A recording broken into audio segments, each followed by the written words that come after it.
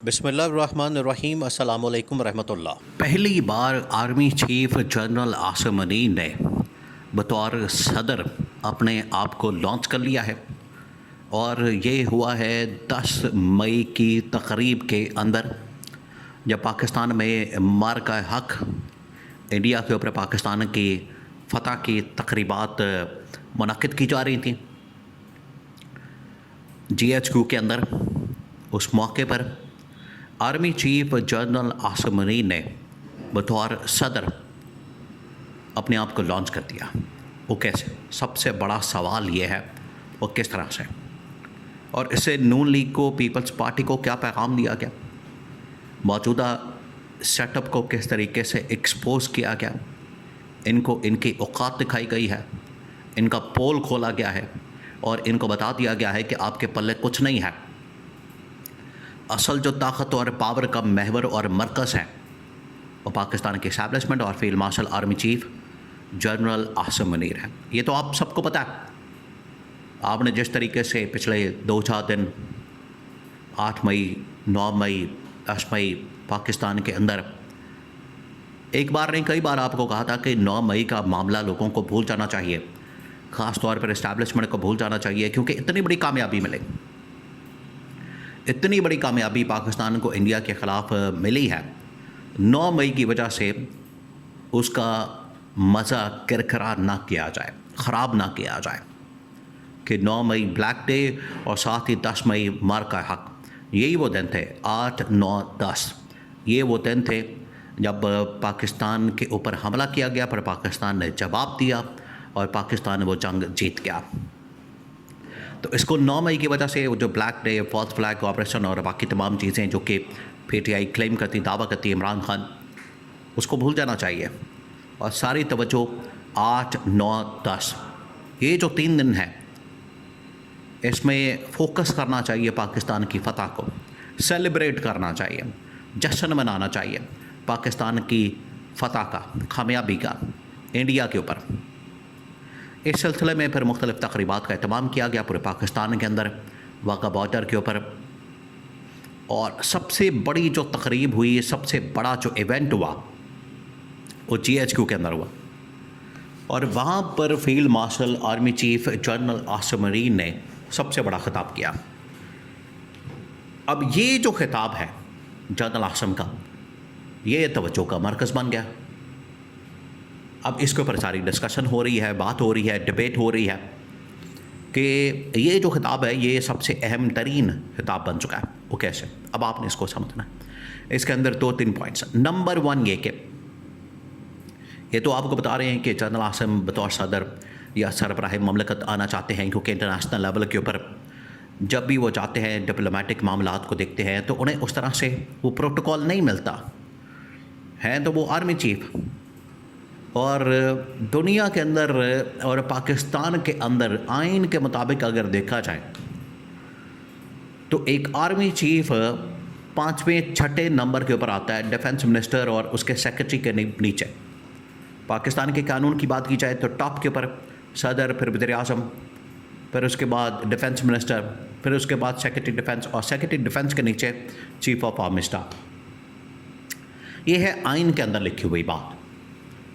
लेकिन अगर प्रैक्टिकली देखा जाए, अमली तौर पर देखा जाए, तो पाकिस्तान में जो नंबर 1 पोजीशन के ऊपर है वो है आर्मी चीफ, बाकी सब नीचे। अब प्रैक्टिकल, क्योंकि ये प्रैक्टिकल सोच रखनी चाहिए, जो रियलिटी है उसकी बात करनी चाहिए, जो ग्राउंड रियलिटी है उसके मुताबिक जनरल आसिम ने जब इंटरनेशनली ऑपरेट किया, ट्रैवल किया, तो शहबाज शरीफ को प्रोटोकॉल मिलता था, जनरल आसिम को नहीं मिलता था। ये थी वो वजह जिसने ट्रिगर किया कि आसिफ अली जरदारी को हटा के जनरल आसिम को सदर बना दिया जाए, ताकि सरबराह ममलकत उनको वो फिर प्रोटोकॉल, ट्रंप के साथ अगर मुलाकात करनी है तो चुपके से छुपके, इस तरह से कि जैसे कोई गैर कानूनी चीज़ हो रही है और कोई प्रेस रिलीज़ नहीं, कोई उसके बारे में फुटेज नहीं, कोई उसके बारे में तस्वीर नहीं, कोई मुलाकात की ख़बर नहीं। ये मुलाकात से भी ज़्यादा शर्मिंदगी की बात बच जाती है। फ़ख्र की बजाय ये जो मुलाकात होती है, ये फ़ख्र की बजाय एक शर्मिंदगी का मामला बन जाती है। तो इसके ऊपर अब जनरल आसिम काफ़ी कोशिश कर रहे थे, उन्होंने आखिरकार बतौर सरबराह ममलकत अपने आप को लॉन्च कर दिया। अब कैसे? जो तकरीर की गई है, जो खिताब किया गया है, अगर आप उसके कंटेंट देखें, अगर आप उस तकरीर को सुने, एक तो ये कि उनकी बॉडी लैंग्वेज, उनका अंदाज़, वो ऐसे लग रहा था कि जैसे पाकिस्तान के सरबराह है। नंबर 2, उसके अल्फाज, उसके कंटेंट, उसके जुमले, उसके अंदर ना सिर्फ पाकिस्तान के इंटरनल सिचुएशन, थ्रेट्स, उसके मुतालिक बात की गई, बल्कि पाकिस्तान के डिप्लोमेटिक लेवल के ऊपर मामलात, फॉरेन पॉलिसी, इकोनॉमिक पॉलिसी और आलमी चैलेंजेस के मुतालिक भी बात की गई। ये जो खिताब था ये बिल्कुल वाज़ेह कर रहा था कि जनरल आसिम ने अपने आप को एक सरबराह ममलकत के तौर पर लॉन्च कर दिया और ये उनका पहला खिताब तसव्वुर किया जा रहा है, पहला एड्रेस तसव्वुर किया जा रहा है। अब उसके लिए अगला रास्ता किस तरह से बनेगा, आगे किस तरह से वे फॉरवर्ड बनेगा कि वो जाके वान सदर के अंदर बैठ जाए, वो कई बार आपको बता चुके। वो है 28वीं तरमीम के ज़रिए वो रास्ता बनेगा। 28वीं तरमीम के ज़रिए से ये रास्ता निकलेगा। 28वीं तरमीम वो रास्ता बनेगा, वो एक सिलसिला बनेगा जिससे field marshal army chief general Asim Munir बतौर सदर काम कर सकें, बतौर सदर आ जाएंगे और फिर उसके बाद ये काम करेंगे।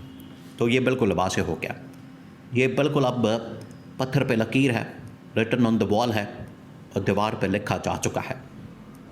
और ये उसकी इब्तदा है, आगाज़ है, शुरुआत है कि उन्होंने तकरीर करके, खिताब करके बता दिया जिसमें उन्होंने पाकिस्तान के मसाइल, पाकिस्तान के मामलात, internal external challenges, economic political stability और तमाम चीज़ें बता दी। और जनरल आसिम ने जिस तरीके से बाद में शहबाज शरीफ, आसिफ जरदारी भी आए, लेकिन तीनों को अगर देखा जाए, उसकी फुटेज, उसकी रिकॉर्डिंग, उसका आना अगर आप देखें तो आसिफ जरदारी, शहबाज शरीफ, उनकी बॉडी लैंग्वेज बिल्कुल डेड। उसके मुकाबले में जनरल आसिम की जो बॉडी लैंग्वेज थी बड़ी एक्टिव, बतौर एक स्टेट रिप्रेजेंटेटिव के तौर पर या हेड ऑफ स्टेट के तौर पर वो पहुँचे उस तकरीब के अंदर, GHQ के अंदर।